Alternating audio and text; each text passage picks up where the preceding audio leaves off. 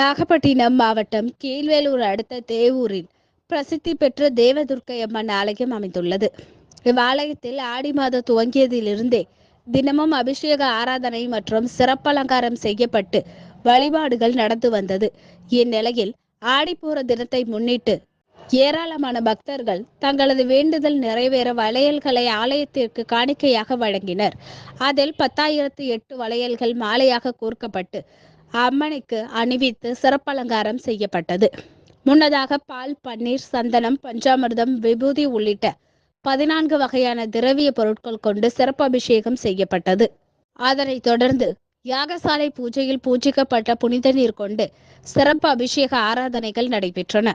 மகா தீபாராதனை காண்பிக்கப்பட்டது. இதில் சுற்றுவட்டார பகுதிகளில் இருந்து ஏராளமான பெண்கள் கலந்து கொண்டு அம்மனை தரிசனம் செய்தனர். அதனைத் தொடர்ந்து 7 வகையான அன்னதானம் வழங்கப்பட்டது.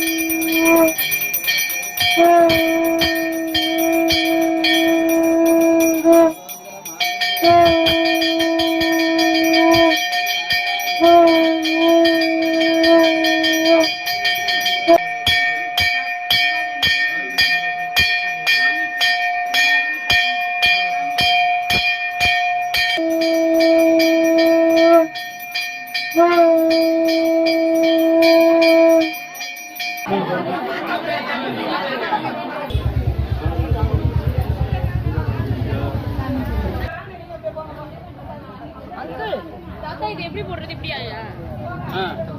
அவ்வளவு எடுக்காத, கொஞ்சமா எடு.